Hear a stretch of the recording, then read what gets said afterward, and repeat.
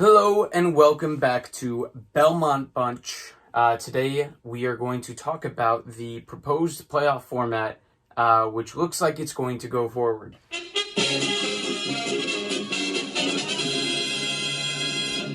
Yes, I got my haircut. It was my brother. It was in our backyard. So, 24 teams, 24 team playoff. Technically, it's just a return to play for the round of 24, if you want to call it that. These series consist of what that qualifying round will be. And the key word is qualifying round because you are not in the playoffs by nature of just being in the qualifying round. Only the top 4 seeds in each conference are officially in the playoffs. Otherwise, you're going to have to earn it in a best of 5 qualifying round, don't want to say first round, qualifying round series. That way, technically, we're still having a 16-team playoff. We're just, deciding some of the end of the season battles that would have gone in the last 10 to 12 games that were left in the regular season. So, that being said, top 4 teams in each conference are going to play a round robin. This probably came out of the worries from Tampa Bay that the higher seeds are going to be punished for doing better because they're not going to be playing meaningful games while the qualifying round teams will be. And so they can be a lot rustier. We've seen, what can happen in the playoffs. Momentum is kind of everything. Last year, the Islanders, they sweep Pittsburgh in the first round. They wait for 10 days. Carolina plays a battle of a series, 7 games, double OT in game 7. And, some people would think, the Islanders are the rested team and Carolina's going to be exhausted. But no, Carolina was mentally ready to go from the get-go and also just matched really well with the Islanders. They stifled the Islanders for the whole series, considering the fears of the teams that did better. And Boston was still awarded the President's Trophy, by the way. So that's interesting. They could not be the 1 seed. They could end up not being the 1 seed if they don't win their round robin. But are still the President's Trophy champions. So that's kind of, it's interesting. That'll definitely screw up some trivia games in the future of like, who won the President's Trophy that year? And you'll think, whoever the 1 seed was. But you'll be wrong, unless they win that too. What else do we got? Hub cities. All of these games are going to be played with no fans. I can't see that changing. So, no fans, which could be cool for camera angles and the way that the game is filmed and shot. I'm a cinematographer. I put these things together. Sorry. It'll be interesting. It'll be a chance for the NHL to experiment with the playoff format. We're going back into a conference setup for this, which a lot of people prefer. I grew up with the 1v8, 2v7, and so on playoff scenario, and I actually liked that because it felt like you weren't stifled in your ability to play teams that you don't always see. There's something to be said for playing your divisional opponents in the playoffs. The NHL fostering rivalries, but if you're in the division already, a lot of those teams are your rivals, and I don't know how much more fostering it needs. But does that mean I don't want to see Boston and Toronto? No, I definitely want to see that. Possible hub city locations. One conference will be in one city, the other will be in the other. East-West doesn't seem to matter for the hub city locations because there's a lot of western cities. Chicago, Dallas, Edmonton, Vegas, Los Angeles, Minneapolis and St. Paul. Obviously, with everything going on, I would think that situation is going to see that city is not going to see playoffs there as a hub city. I'd also like to take a second to just ask everybody to be kind to each other. Obviously, this is kind of a tough time. I won't go into it further.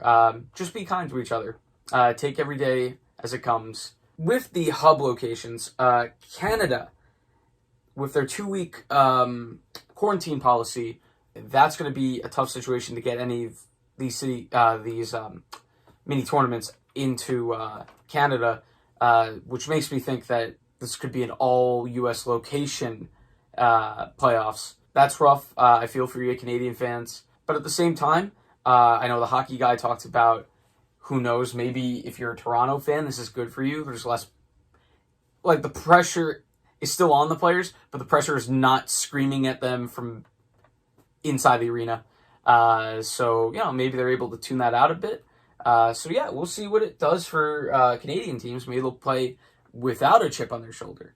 And, well, it's interesting phrasing I chose there. They'll be able to play without the monkey on their back. I was able to still use a back pun thing. The league is estimating that the amount of tests that they could run, because they're going to be testing the players throughout this to make sure nobody's getting sick, because that's going to be a big, big part of making this work. 25,000 to 30,000 is what they had on, Gary Bettman had mentioned on the league site on NHL.com. And we're going to link in the description the article where the league basically talks about in more detail what it's going to take for this to work and what still needs to be worked out. Dates are up in the air. It sounds like mid-July is like best case scenario starting qualifying round, but I would venture to guess later July. That's just me. I'm not an optimist. One positive case will not necessarily shut this thing down. So that, I would assume that player will be in quarantine. It's kind of dicey what the rest of the team is going to be, because like that, obviously we've seen this spreads fast. So it makes it very dicey if one player gets it, to not, quarantine that whole team. So that's going to be a take it as it goes situation. So we'll see. Expanded rosters. We're going to be seeing, I know the Rangers, this is important too, because they're going to be able to carry their 3 goalies like they did, but also probably still be able to call up players. The league is trying to be as flexible as possible with rosters because, nobody could have seen this coming. So, expect to see some call-ups, probably just to be reserves and step in if injuries occur, which could. This is a odd scenario, so you don't know how the players are going to react to being, taking 5 months apart and then going back to very, very competitive games. Last thing, players that have been signed, the teams can sign players from overseas, entry-level stuff, but it does not appear like they will be able to take part in the playoffs. I'm going to scratch my nose, James. Cut this part out. Obviously that seems fairly standard because it's, we're past the trade deadline. You can't improve your team. And it would feel like it'd be belittling the contributions of the players currently on the team that got the teams where they are. As a format, take away the pandemic part of it. It's an interesting format, which has pros, it's got cons. What a statement. What a statement, a bold statement from Tom. It has good things and bad things. But in all seriousness, I am very, very still worried about, if one player gets it. Oh boy, what do you do? What do you do if a team starts to see an outbreak and we're in the middle of the playoffs?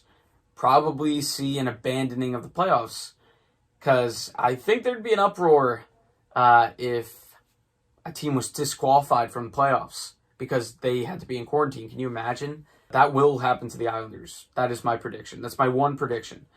We will be doing series previews, but that is my one prediction, because if Sorokin can't come over, nothing good can happen. I'm convinced. All right. In the grand scheme of things, remember, this is a game. Just everybody focus on being your best self right now and trying to be kind to others. Check in on your friends, see how they're doing. That's about it. Make fun of my hair in the comments below. Like and subscribe as we're trying to grow. We're going to have some more videos where we break down this bracket bit by bit, coming up. Don't worry, Islanders fans. We will be talking about how this affects the Islanders in greater detail. That's it. Have a good one. Stay safe. And here's the hockey.